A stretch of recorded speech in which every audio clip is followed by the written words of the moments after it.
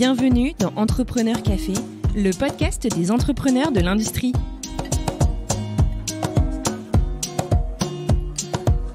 Bonjour et bienvenue dans ce nouvel épisode d'Entrepreneur Café. Moi, c'est Xavier Rictier, l'un des cofondateurs du podcast, et aujourd'hui, je vous amène à la rencontre de Bruno Jacquemin, délégué général de l'A3M, l'Alliance des minerais, minéraux et métaux. Une fédération qui rassemble plus de 350 entreprises de l'extraction, de la production, de la transformation et du recyclage des métaux et minerais industriels. Bruno revient avec nous sur son parcours riche et varié, du secteur public à la politique en passant par l'entrepreneuriat, et sur ce qui l'a amené à devenir délégué général de l'A3M fin 2020. Dans cet épisode, nous revenons sur l'état actuel et les perspectives du secteur minier en France, ainsi que sur la criticité de cette industrie pour la souveraineté industrielle française. Si vous souhaitez mieux comprendre les enjeux et la criticité de l'industrie minière en France, ne ratez pas surtout cet épisode. Bonne écoute! Merci Bruno de prendre ce temps pour échanger avec moi. Merci Xavier, bonjour à tous. Alors Bruno, ma première question c'est est-ce que tu pourrais nous présenter ce qu'est l'A3M? Quel est son rôle? Alors A3M, c'est un syndicat professionnel, c'est une fédération qui regroupe en fait les industriels qui sont sur la chaîne de valeur de production des minerais et métaux. En fait, c'est tous ceux qui extraient, qui transforment, qui produisent et qui recyclent les métaux aujourd'hui en France. C'est des gens qui sont des exploitants miniers sur le territoire, un peu en France, mais surtout à l'étranger ou dans les territoires d'outre-mer. Et puis c'est tous ceux qui produisent des métaux classiques ou moins classiques. C'est aussi la sidérurgie, effectivement, qui fait partie de cette grande alliance. Vous avez combien d'adhérents et est-ce que tu peux nous donner des noms d'adhérents pour qu'on comprenne un peu Bien le sûr, profil? en fait, on a, je dirais une centaine d'adhérents en termes de raison sociale. C'est, les grands sidérurgistes qu'on a en France, c'est ArcelorMittal, c'est Aperam, Ugitech, Riva. Ça, c'est pour la partie sidérurgie. C'est pour les miniers, les grands opérateurs qu'on a en France comme, Imerys, Orano, Eramet, bien sûr. Mais c'est aussi, des PME comme Snam, comme Carester, comme, Mekaware, qui sont plutôt dans le recyclage des métaux, des petits métaux, puis des producteurs, Métal Blanc pour le plomb, HME pour le cuivre ou le laiton. Voilà, des acteurs qui sont vraiment qui apparaissent comme très traditionnels et qui sont en amont de l'ensemble de beaucoup de chaînes de valeur industrielles, en fait. Bon, on reviendra plus en détail sur les missions de la 3 et puis sur ta vision surtout du coup de l'industrie minière en France, qui est un sujet hyper intéressant d'actualité. Mais maintenant, ce qui m'intéresse, c'est de parler un peu de toi, Bruno, ton parcours. Qu'est-ce qui t'a amené à devenir délégué général chez la 3? Alors, oui, c'est une bonne question. Je suis délégué général de la 3 depuis en gros un peu plus de 18 mois, donc c'est pas et j'ai 57 ans, donc c'est pas un premier job, loin s'en faut. J'ai un parcours un peu, assez diversifié, un peu particulier derrière moi. Si je fais un rapide résumé, en fait, de mon parcours professionnel et puis un peu de ma vie, parce que tout ça, c'est très lié. Moi, je suis né en Lorraine, d'une famille avec des origines à la fois ouvrières et paysannes. Mon père est prof, j'ai fait une grande école d'ingénieur, je suis ingénieur des mines. Et puis après, j'ai eu envie, d'explorer, pas mal de choses, et j'ai eu l'opportunité de développer, en Lorraine, la création du plus grand rassemblement mondial de montgolfières dans les fin des années 80, début des années 90. C'est une aventure à la fois humaine, partenariale, tout à fait importante, dans une région qui, la Lorraine, déjà marquée par justement la crise de la sidérurgie, la crise aussi de l'industrie minière et qui avait besoin aussi de retrouver un peu confiance en elle et de donner finalement à l'extérieur une image un peu plus positive que finalement des centaines de ballons dans le ciel permettaient de donner. Donc c'est une belle histoire partenariale qui quelque part a créé chez moi l'envie de travailler sur la relation qu'il y a entre des entreprises, des territoires et la puissance publique. Et finalement, quasiment dans les 30 ans qui ont suivi, j'ai toujours fait ça, toujours suivi ce fil rouge avec des positions différentes, en entrepreneur dans cette première expérience. Ensuite, en politique, j'ai travaillé avec André Rossino, le maire de Nancy, à une période où il était ministre de la fonction publique, donc pour travailler sur des sujets, de développement économique, sur, le territoire de Nancy. J'ai enchaîné avec, l'agence de développement économique qu'il présidait pendant quelques années. Là aussi, ça m'a donné, une méthodologie, une compréhension des rapports que les entreprises peuvent avoir avec leur territoire, peuvent avoir avec aussi l'ensemble de leurs, fournisseurs, clients, leur écosystème finalement et comment finalement tout ça arrive à se structurer, arrive à s'organiser et comprendre que finalement ce qui fait la dynamique à la fois d'une entreprise ou d'un territoire, c'est justement la vitalité de cet écosystème. J'ai enchaîné ensuite en dirigeant des chambres de commerce, pendant, une grosse quinzaine d'années. J'ai dirigé celle d'Alsace pendant 6 ans et celle du Loiret pendant 11 ans, donc 2 territoires assez différents, mais qui là aussi, m'ont permis de travailler dans des écosystèmes, particuliers où il y avait de l'industrie, où il y avait des services, où il y avait, aussi beaucoup de projets très, très différents. Est-ce que tu peux rappeler le rôle principal des chambres de commerce? Ah, bonne question, ça c'est une très bonne question. Les chambres de commerce sont normalement des structures qui sont représentant la totalité des entreprises d'un territoire donné, avec une assemblée générale élue par, représentant la diversité des entreprises et qui a des missions qui sont pas complètement définies, dans les textes, qui sont surtout liées à développer, je dirais, l'économie locale et à être le partenaire de la totalité des entreprises et des pouvoirs publics. C'est des établissements, c'est un cas un peu particulier, c'est un établissement public qui est dirigé par les entreprises, dont les clés sont données à des entreprises, ce qui n'est pas si fréquent en France et qui explique aussi pourquoi elles ont beaucoup de mal à se positionner entre à la fois l'État et puis les entreprises elles-mêmes ou même les syndicats professionnels de manière générale. Donc voilà, j'ai travaillé pendant une quinzaine d'années dans cet environnement.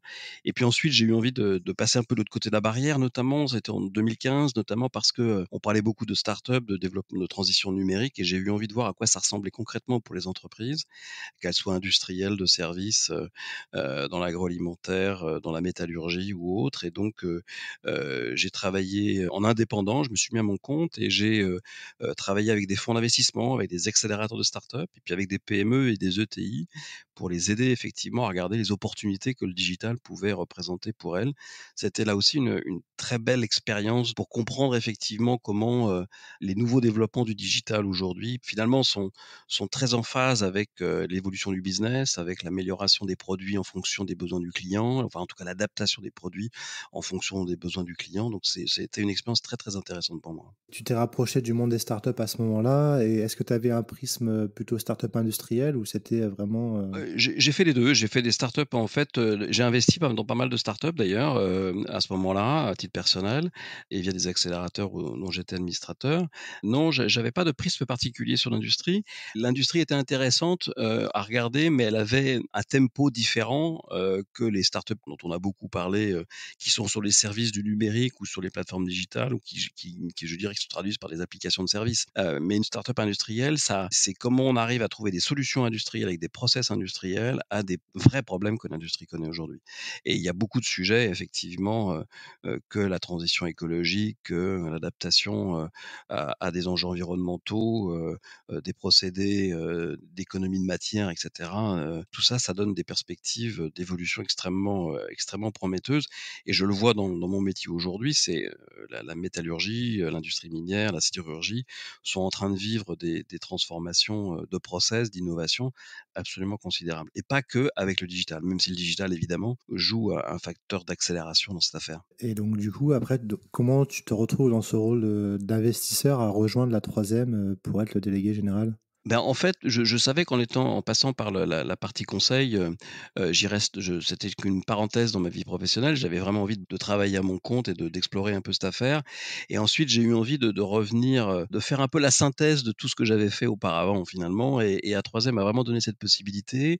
Je suis arrivé dans une période où j'avais la conviction que l'industrie était, insuffisamment, dans l'état d'esprit, dans la priorité, dans la perception, j'allais dire, dans l'imaginaire collectif des gens. Je voyais bien qu'il y avait des signaux qui montraient que la puissance publique commençait à s'en préoccuper fortement, que la faiblesse du PIB industriel de la France, qui est un des plus faibles d'Europe, on a juste Chypre et Malte derrière nous. On peut rappeler les chiffres, hein, je crois que c'est 10% du PIB Ouais, c'est entre qui est de 10 et l'industrie, hein. 11 Ouais. ouais, c'est Alors ça, que hein. l'Allemagne, c'est 20, enfin l'Italie et l'Allemagne, c'est entre 15 et 20%, c'est ça? Exactement, on a vraiment désindustrialisé le pays, pendant les 3-4 dernières décennies avec cette espèce d'obsession du service. Et puis quand on prend un peu de recul, on et moi j'ai en fait, j'ai vécu ça complètement, hein, dans ma vie professionnelle. Internet, explose, au milieu des années 90. Et avec internet, en fait, on a, quand on regarde bien ce qui se passe dans ces années-là, c'est à la fois c'est les années Thatcher, les années, Reagan, donc des années de libéralisme, assez forcené à l'échelle, notamment de début du capitalisme financier, où finalement on voit que les grands groupes essayent d'optimiser, l'attribution des fonctions, de l'entreprise dans les endroits où le rapport, coût-bénéfice ou coût-rentabilité est le plus intéressant. Donc on a à la fois cette obsession, d'optimiser les coûts. En même temps, on a, avec le web et l'utopie Internet qu'on pourrait qualifier, en tout cas des fondateurs d'Internet qui prévaut dans ces années-là, l'espèce de vision que le monde, que la Terre est plate, comme l'a écrit un auteur américain à l'époque, que finalement il n'y a plus d'obstacles au marché mondial, que finalement le web va permettre de rassembler tous les habitants de cette terre et finalement de développer la démocratie à l'échelle mondiale. On a vu que c'est pas tout à fait ce qui s'est passé mais on avait cette utopie et c'est assez C'était marrant une de se belle rendre. théorie.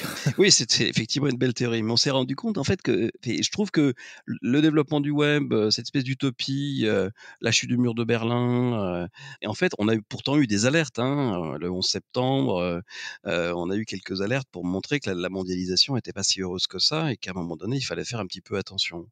Et je pense que ce qu'on vit depuis, quelques années, avec des signaux là aussi plus ou moins forts, bah, c'est un peu la fin de cette ère, d'utopie et on revient à la fois, à un pragmatisme opérationnel plus clair, plus affirmé et puis aussi, on le voit bien, hein, à une géopolitique, qui a des soubresauts et qui, pose à nos pays, développés, des problèmes qu'on n'a pas, forcément, anticipés ou qu'on n'a pas su anticiper ou qu'on n'a peut-être pas voulu anticiper parce qu'on voulait pas y croire, quoi.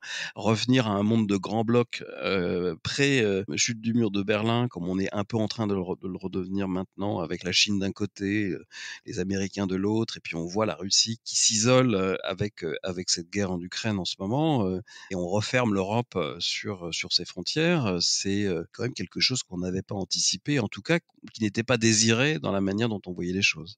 Quelle est la place de l'industrie minérale en France? C'est quoi le poids dans les fameux 10% de l'industrie en France? Moi, l'industrie que je représente est assez, faible, hein, en rapport les industriels de la 3 au total, hein, c'est si je reprends globalement les quelques chiffres que je peux dire, en gros, on a, globalement, comment dire? Si j'essaie de reprendre quelques chiffres, c'est, un global d'un peu plus de 60 000 emplois, c'est 40 milliards de chiffre d'affaires, donc c'est pas non plus des chiffres très importants. Mais la particularité, c'est que cette industrie, elle est, en amont pardon, de toutes les chaînes industrielles. C'est-à-dire qu'en fait et ça, on l'a un peu oublié. Alors c'est ça, moi, qui m'intéresse d'expliquer aux gens, de creuser un peu, c'est la criticité de cette industrie pour les En besoins fait, du pays. il faut rappeler des évidences toutes simples. Enfin, on a tous à un moment donné fait un peu de chimie, au collège ou au lycée. On se rappelle du tableau de Mendeleïev qui quelque part, explicite les éléments qu'on a sur la Terre et ben, quand 80 de ces éléments sont des métaux, déjà. 80. C'est déjà une réalité, qu'il faut avoir en tête et dans les métaux, il y a évidemment des métaux classiques, hein, que tout le monde connaît, le fer, le cuivre, le plomb, le zinc, l'aluminium.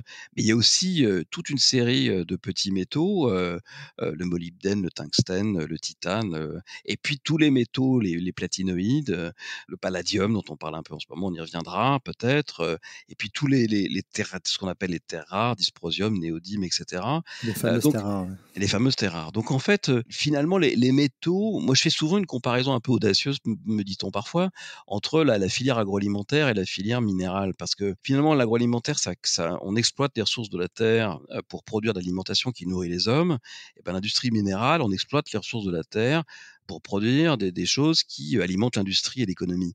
C'est finalement très proche. Dans tous les cas, on a un impact sur la terre, on a un impact sur la nature, qui est pas un impact nul, hein, une mine, une carrière, ça a un impact sur le territoire. Il y a des processus de remédiation qui font qu'après une mine, on est capable de rendre, à la nature, le territoire dans des conditions, plutôt acceptables. C'était pas forcément le cas dans les années passées, mais aujourd'hui, on sait faire ça de manière tout à fait convenable. Et alors, pour revenir en fait à ce que représente ce secteur, bah, c'est vrai que on oublie par exemple que, dans un téléphone portable, dans un simple téléphone portable, on a 40 métaux différents qui ont à chaque fois des fonctionnalités particulières, permettent par exemple l'indium qui permet à votre écran d'être tactile, l'écran du smartphone, tactile, bah, c'est grâce à l'indium par exemple, et puis et cetera. On a comme ça en fait et le monde des métaux, c'est un monde d'alliage. C'est un monde où on mélange en fait, de l'acier, du cuivre, de l'aluminium avec tout un tas de petits métaux pour donner à cet ensemble, à ces alliages, on appelle ça avec un vocabulaire assez proche de l'art d'ailleurs, parce qu'on parle de nuances dans notre jargon, et donc on parle de nuances d'acier ou de nuances de métaux, et les nuances de ces métaux finalement leur confèrent des propriétés mécaniques, magnétiques, thermiques, de résistance, de souplesse, permettant effectivement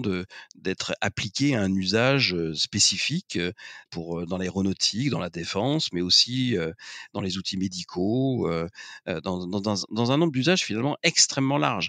Il y a quasiment pas de filière économique dans lesquelles il n'y a pas de métaux, quoi. Tout le monde pense aux véhicules, donc à la filière automobile, qui est, soyons clairs, une des grosses filières consommatrices de métaux, mais il y en a aussi dans le bâtiment. On ne fait pas de béton armé sans acier, sans ces armatures qui sont faites avec de l'acier.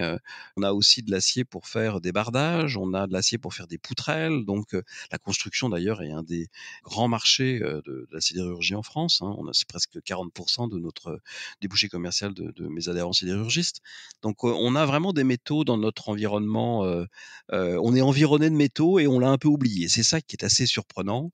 On a un peu oublié qu'effectivement, chaque fois qu'on se sert d'un objet, quand on regarde bien, il y a souvent du métal dans cet objet, et que ce métal, il vient bien de quelque part. Il a été extrait, il a été produit. Très souvent, il a été recyclé. On oublie ça aussi, c'est que les métaux sont recyclables à l'infini. Alors, ils sont pas tous recyclés à l'infini, mais beaucoup le sont. Et par exemple, notre industrie a très peu communiqué dans les années 80-90, au moment où on parlait de recyclage, sur le fait que une grande partie des filières de métallurgie étaient des filières qui ne vivaient que par le recyclage. Si je prends l'exemple du plomb, par exemple, j'ai parmi mes adhérents des industriels qui affinent, qui produisent des objets en plomb ou ce qu'on appelle des semi-produits qui vont ensuite être transformés dans l'industrie. Ce plomb, il provient à 100% d'objets recyclés, et notamment les batteries au plomb, donc qui sont recyclées à quasiment 100% sur le territoire national. C'est pareil aussi pour les producteurs de laiton. Les producteurs de laiton, le laiton, c'est un mélange entre du cuivre et du zinc. Et ben, le cuivre vient de récupération dans le bâtiment, dans un certain nombre d'outils industriels de chauffage, etc. Et le zinc aussi, il vient des gouttières que vous avez dans les bâtiments et qui sont récupérées.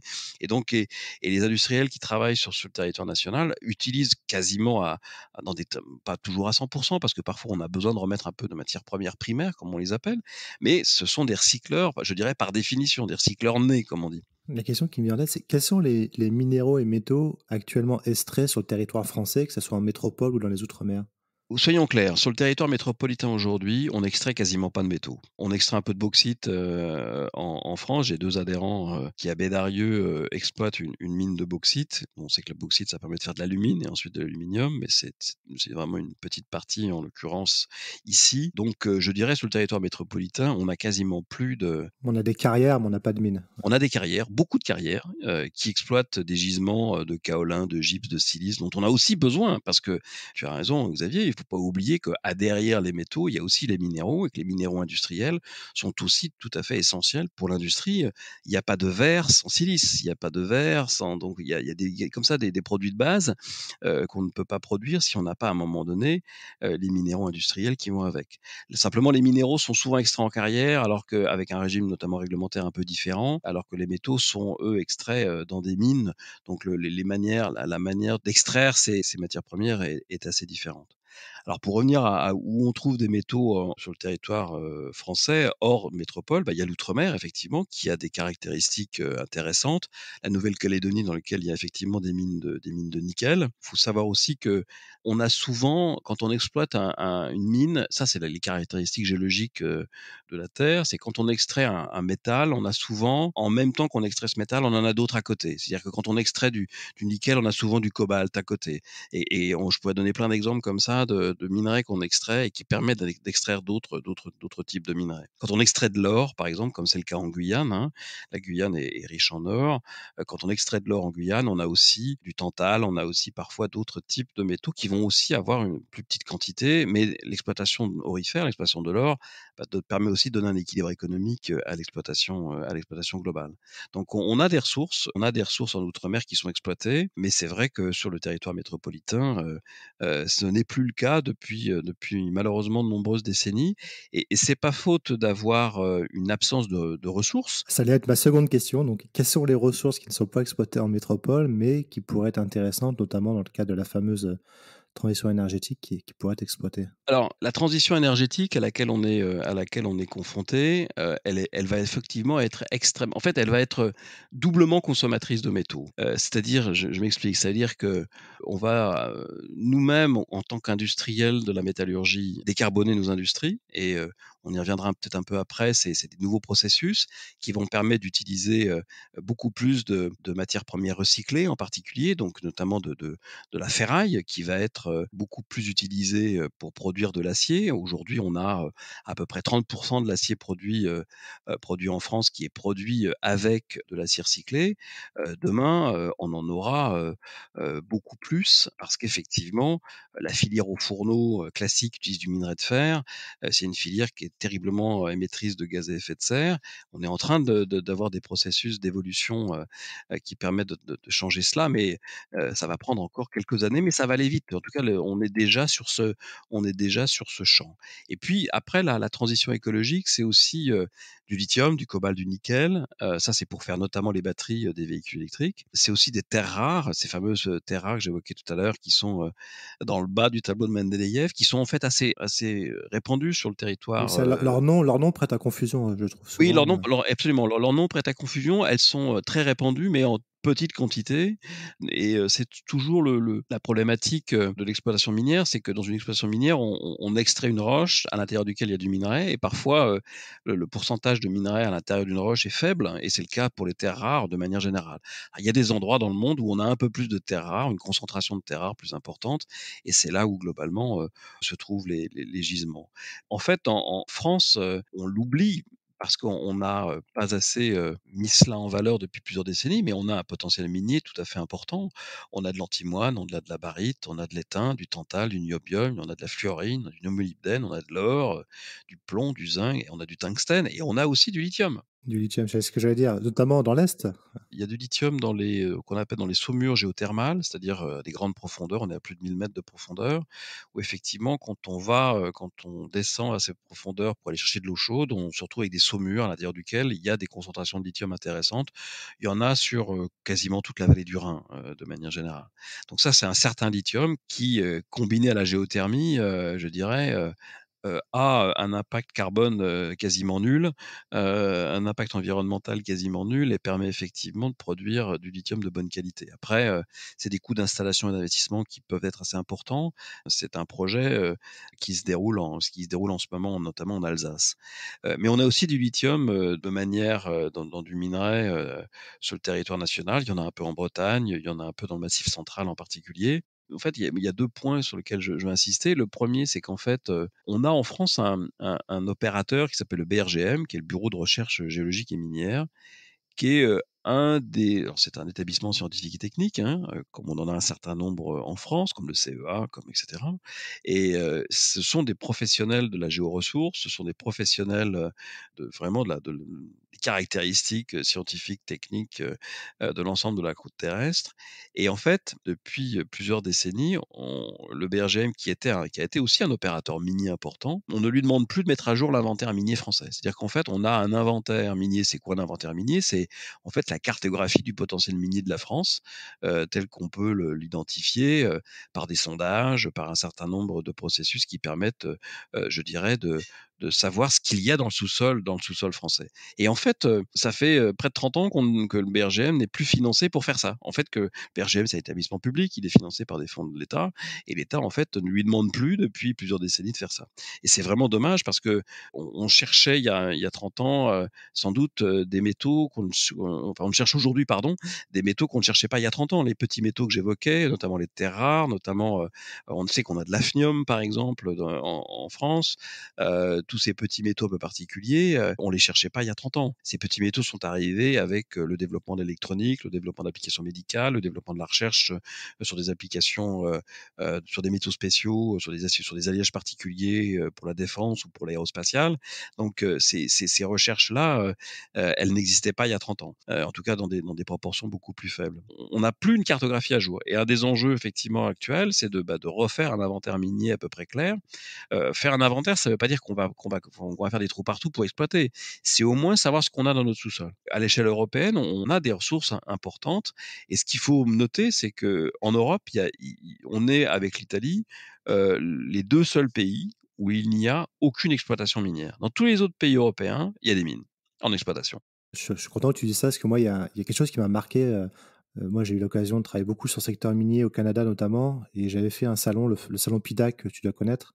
Oui. Et il y avait une carte, à un moment, j'étais sur un stand et il y avait une carte de l'Europe avec tous les projets d'exploration et d'exploitation minière. Et à l'époque, le seul pays où c'était vide, c'était la France. Et ça m'avait choqué. Enfin, visuellement, c'était assez choquant en fait, de voir que tous les pays avaient des projets, enfin, avaient relancé soit des projets d'exploitation ou même d'exploration, qu'en France, il n'y avait rien du tout. En France métropolitaine, en tout cas. Oui, en fait, on a arrêté l'exploitation minière en France. Il y a eu sans doute un peu de traumatisme lié à la fermeture, des mines de charbon, et puis à certains désagréments que les mines de charbon ont fait. Dans ma région, on sait bien qu'il y a dans les sous-sols on a eu des problèmes d'affaissement de terrain, dans certaines mines de charbon. Sauf que c'est des mines, voilà, qui datent qui ont un siècle d'âge quasiment, qui ont été exploitées pendant, des décennies, et avec des technologies, qui n'ont rien à voir avec celles qu'on a aujourd'hui. Enfin, si j'osais une comparaison audacieuse, c'est comme si on voulait interdire la voiture pour revenir à la carriole à cheval, quoi. Dire à un moment donné, la technologie évolue. Les industriels font évoluer la technologie, font évoluer des process, et pas simplement pour améliorer le rendement ou la rentabilité financière. Ils le font aussi pour améliorer les conditions de travail, pour avoir des ouvriers, pour avoir un impact sur l'environnement moins important, pour être plus économe en eau ou en ressources, pour je dirais, avoir aussi une empreinte au sol la plus faible possible. Donc, aujourd'hui, l'exploitation minière, a beaucoup, beaucoup changé, mais c'est vrai qu'on a beaucoup de mal, et pour cause, à montrer en France à quoi pourrait ressembler une exploitation minière de demain, puisque on n'en a pas en France. On en a dans d'autres pays, on en a en Autriche, on en a en Finlande, on en a en Suède, mais on en a dans les pays de l'Est, mais on n'a pas effectivement d'exploitation minière qui pourrait nous montrer de manière factuelle, physique, je dirais, ce qu'est une exploitation minière telle qu'elle peut être mise en œuvre aujourd'hui. Et justement, qu'est-ce qui bloque pour relancer l'exploration, l'exploitation de mines en France? Est-ce que on a plus les compétences? Est-ce que on entend parfois le fameux code minier qui bloque des entreprises minières étrangères qui souhaiteraient explorer? Est-ce que c'est des problèmes d'acceptabilité sociale du voisinage? Est-ce que c'est un mélange de tout ça? Enfin, Bah, soyons clairs, c'est un peu un mélange de tout ça. En fait, ce qu'on disait tout à l'heure sur le fait que l'industrie lourde, on l'a évacué un peu notre imaginaire collectif, on l'a sorti des priorités, de politique publique, de stratégie nationale, et cetera, bah, fait que la culture collective, ou les expertises qui étaient, fortes, dans les services de l'État, dans le monde académique, dans les entreprises, ces entreprises ont vieilli avec les populations qui les portent. Donc, c'est clair qu'aujourd'hui, on a heureusement encore, des bastions, riches de ces compétences. Le BRGM, le CEA, l'IFPEN sont des établissements publics dans lesquels il y a encore beaucoup de compétences sur ça. On a encore, des écoles des mines, qui ont, certes évolué dans la formation de leurs ingénieurs, mais qui ont pour beaucoup encore des secteurs où on travaille encore sur les ressources du sous-sol et sur les projets de transformation. On a, un secteur des matériaux qui est quand même, très développé, et qui a besoin aussi de se reconnecter de temps en temps aux métaux, ou aux matières premières pour bien travailler, et faire des projets de recherche. Donc, on a un socle de compétences. Il est, amoindri par rapport à ce qu'il a été, mais il est encore existant. Mais c'est clair qu'on a cette faiblesse, de culture collective qui ne facilite pas les choses. Si le Canada, l'Australie, la Suède développent plus facilement des projets miniers que nous, c'est aussi parce que, globalement dans ces pays-là, on a des acteurs financiers qui savent ce que c'est qu'une mine, qui connaissent les particularités du temps long d'une mine, les aléas spécifiques d'un projet, parce qu'un projet minier, il y a une phase d'exploration, puis une phase d'exploitation, enfin une phase de remédiation. Dans le premier cas, dans l'exploration, on identifie si ça vaut le coup de faire une mine. Dans la deuxième partie, on exploite vraiment, et dans la troisième partie, on remet le territoire, le système en place, en reboisant, en réintroduisant un certain nombre d'espèces, etc. Concrètement, pour faire ça, ces logiques financières qui sous-tendent l'investissement dans le monde minier, elles sont assez originales, elles sont assez spécifiques, et c'est clair qu'on a perdu ces compétences-là. On les a pas en France, on les a plus. Elles existent dans les pays anglo-saxons que j'ai cités, mais elles n'existent plus en France. Donc ceci explique aussi pourquoi les projets miniers qu'on peut avoir en France ou même en outre-mer sont souvent des projets sur lesquels les investisseurs ne sont pas français, parce que le monde financier français a lui aussi, comme le reste, déserté le monde minier. Donc c'est aussi effectivement un de nos sujets. Après, il y a évidemment le sujet de l'acceptabilité sociale. C'est clair que la mine, pour le français, comment dire, c'est là aussi où je peux faire le parallèle que j'évoquais tout à l'heure avec l'agroalimentaire, quoi. Tous les Français sont plus ou moins d'origine paysanne, donc on a tous en tête à quoi devrait ressembler une ferme. Sauf que la ferme qu'on a mythique dans notre tête, avec une exploitation mixte, où on a à la fois des céréales, des grands animaux, des petits animaux, on sait aujourd'hui que ça marche plus. On ne peut plus faire ça. On n'a plus économiquement, ça ne fonctionne plus. Ça veut pas dire qu'il faut pas, et ça n'a rien à voir avec le fait d'être en bio ou en économie raisonnée, mais simplement les modèles économiques ne fonctionnent plus comme ça. Et en fait, ce que je veux dire par là, c'est que sur la mine, c'est un peu pareil, quoi. Les Français ont en tête, quand on leur parle de mine, ils pensent à Germinal, quoi. Ouais, c'est ce que je veux dire. Ils pensent à, et en plus, comme Germinal, c'est aussi le témoignage d'une époque, fin du 19e, où le syndicalisme est né, où les luttes sociales ont été créées. L'ancrage est profond dans l'imaginaire collectif. C'est pas simplement une histoire industrielle d'un territoire du nord ou de l'est de la France, ou même un peu dans le sud, où on a eu des mines aussi à Carmaux, Albi, etc. Non, on voit bien que derrière l'image de la mine, il y a dans l'imaginaire collectif la naissance des luttes sociales, la naissance du syndicalisme. Donc forcément, pour moi, tout ça est assez lié. Donc on a besoin de réécrire une histoire, de fabriquer un récit aujourd'hui sur ce que c'est que la mine. Il y a des pays qui vivent très bien avec la mine. Avec des emplois, les gens le savent rarement, Bien mais c'est sûr. des emplois très très bien payés. C'est des emplois bien payés, et dans un monde où on se dit que la transition écologique va nous obliger et à juste titre, à être plus économe de la ressource, à être plus économe des transports, à travailler local, à produire local. La mine, c'est aussi, avec l'ensemble des processus qu'on peut développer en aval, le raffinage, la transformation des produits, l'industrie, c'est une formidable opportunité de recréer de l'emploi dans des territoires qui ne sont pas les territoires des grandes métropoles françaises. Et quand on regarde bien, la France étant un pays quand même assez vide, en tout cas plus vide que beaucoup d'autres pays européens, en tout cas peu dense, c'est ce que je veux dire, et les territoires où l'industrie de la fin du 19e a marqué ces territoires jusque dans les années 50-60, je pense qu'avec la transition écologique, on a une opportunité de redévelopper une nouvelle industrie. C'est pas l'industrie d'hier, c'est pas les mêmes processus, c'est peut-être les mêmes matériaux, c'est peut-être les mêmes, c'est pas d'ailleurs pas tout à fait les mêmes métaux évidemment, mais on peut redévelopper une industrie en proximité, je dirais, créer de l'emploi, créer une dynamique locale, l'accepter de manière claire. Je comprends l'opposition que peuvent avoir un certain nombre d'ONG ou un certain nombre de partis écologistes sur le refus de la mine. C'est là, Bruno, moi, sur ce point particulier, je me permets de t'arrêter parce que moi, c'est une opposition que je ne comprends pas. Pour moi, souvent, quand je parle avec des gens d'écologie, je dis si vous êtes vraiment écologiste, il faut être pour l'ouverture de mines en France.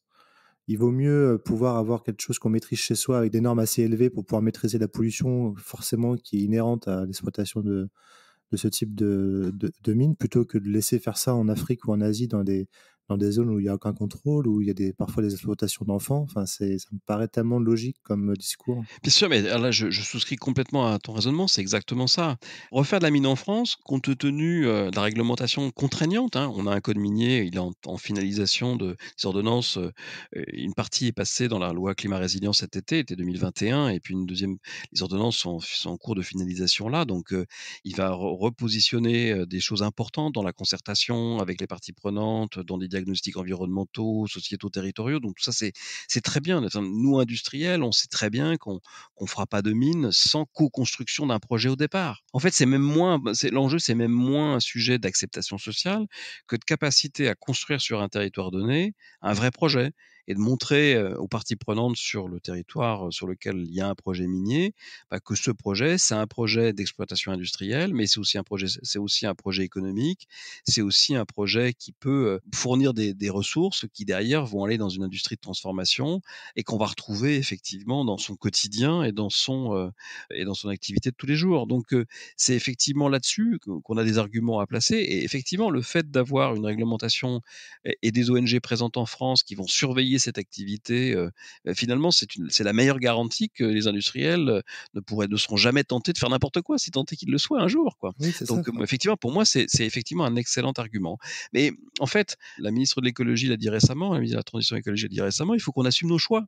C'est-à-dire qu'on veut à la fois rouler électrique, avoir un smartphone dans la poche, avoir des outils qui sont, on le sait, des outils fortement consommateurs de métaux, mais on n'a pas envie de voir que cette expression de métal ou de minerai, elle existe aussi et qu'on préfère peut-être l'avoir à l'autre bout du monde que l'avoir à côté de chez soi. C'est le fameux not in my backyard, Exactement. l'expression anglo-saxonne, pas dans mon jardin. C'est exactement ça et c'est pour ça qu'il faut qu'on assume nos choix et si on veut, entrer dans une nouvelle économie industrielle, qui soit, je dirais respectueuse de l'environnement, qui contribue fortement à la transition écologique, à la baisse des émissions de carbone et qui, au-delà de ça, adresse tous les enjeux de l'environnement. Il y a pas que la baisse des émissions de gaz à effet de serre, il y a aussi les enjeux de la biodiversité, hein, il y a les enjeux sur l'eau, je pense qu'on peut pas se passer d'industrie et c'est là où effectivement, le sujet, c'est de construire un compromis acceptable, c'est de construire un parcours, construire une trajectoire qui permet effectivement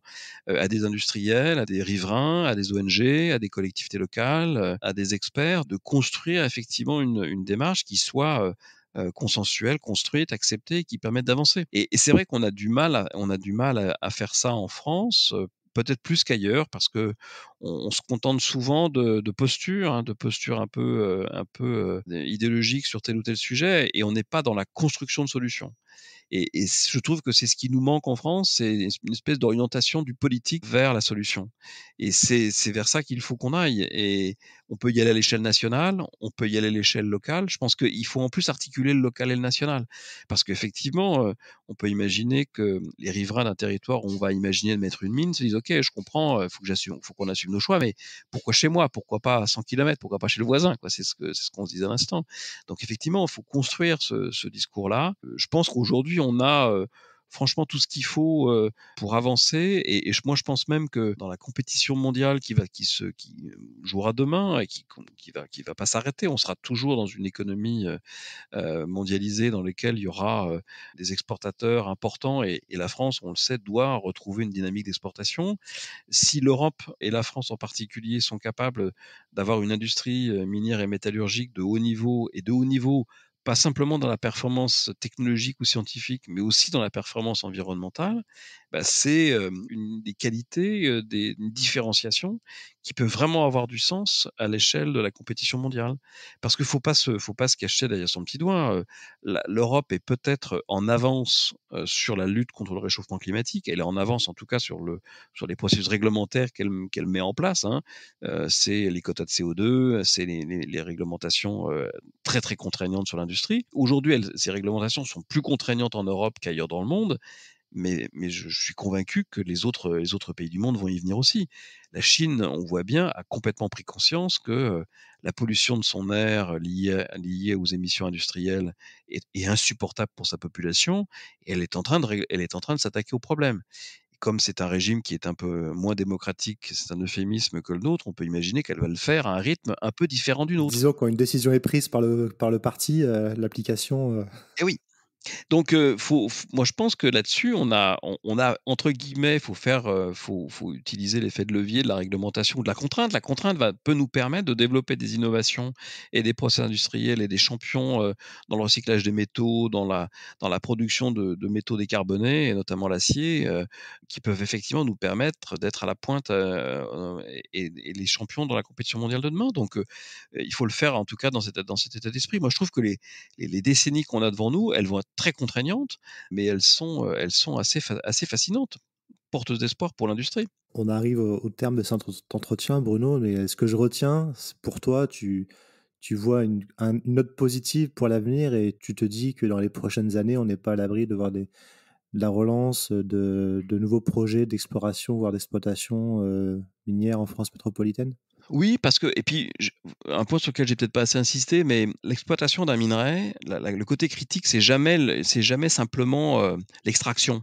Si on revient rapidement aux Chinois et aux terres rares, les Chinois depuis 20 ans ont maîtrisé l'accès aux terres rares sur leur sol parce qu'ils ont un territoire géographique étendu dans un certain nombre de pays d'Afrique et d'Asie, et voilà, ils maîtrisent en gros 57% des ressources mondiales en terres rares, mais ils maîtrisent 90% des process. Ça veut dire qu'ils ont des technologies sur leur sol de transformation de cette terre rare pour produire notamment des aimants. Et demain, dans le moteur électrique que tu auras dans une éolienne où il y a 500 kg d'aimants, mais dans une voiture électrique où tu as 3 à 5 kg d'aimants, ça sera des moteurs électriques à base d'aimants permanents. Donc là, on a un enjeu à redéfinir, à redévelopper, non seulement à partir de l'extraction, toute la métallurgie qui permet effectivement de produire les matériaux dont on aura besoin pour l'industrie de la mobilité, des énergies renouvelables, etc. quoi. Donc c'est pas que la mine. Derrière la mine, il y a aussi plein de process technologiques. Il y a une industrie qui se met en place. Il y a des projets en ce moment sur Dunkerque autour des batteries. Il y en a sans doute à Lac autour des terres rares, dans les Pyrénées, dans le 64. Là, il y a vraiment des sujets effectivement intéressants. Et je pense que dans les années à venir, on va réindustrialiser le pays et non pas relocaliser comme on l'entend trop souvent, mais localiser des industries performantes et innovantes sur le recyclage des métaux et sur la métallurgie de manière générale. Sur comment la Chine s'est positionnée sur les métaux rares, etc., je vous conseille à tous de lire le fameux livre La guerre des métaux rares de Guillaume Pitron. Je trouve que c'est très instructif comme livre. Guillaume a fait effectivement une belle analyse du sujet. Il en a fait d'ailleurs un deuxième récemment sur le numérique, en montrant comment effectivement derrière le numérique on a aussi des consommations de métaux et une consommation de gaz, une émission de gaz à effet de serre tout à fait impressionnante aussi. C'est ça. En tout cas, merci Bruno pour cet entretien. C'était très intéressant et je pense que ça nous a permis de mieux comprendre l'importance de l'industrie des métaux et minéraux en France, et en espérant que les politiques sauront prendre ça à bras-le-corps et développer cette belle industrie, je trouve, moi, personnellement, en France, qu'elle reprenne un peu de ses couleurs. Merci Xavier, c'est effectivement tout ce qu'on peut souhaiter pour notre pays, nos industriels et nos territoires.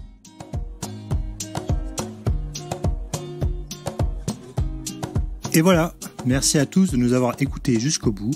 J'ai été ravi de vous faire partager ce moment avec cet entrepreneur très inspirant.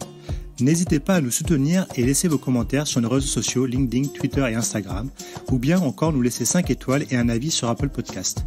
Nous vous donnons rendez-vous jeudi prochain pour le prochain épisode de nos podcasts. À jeudi!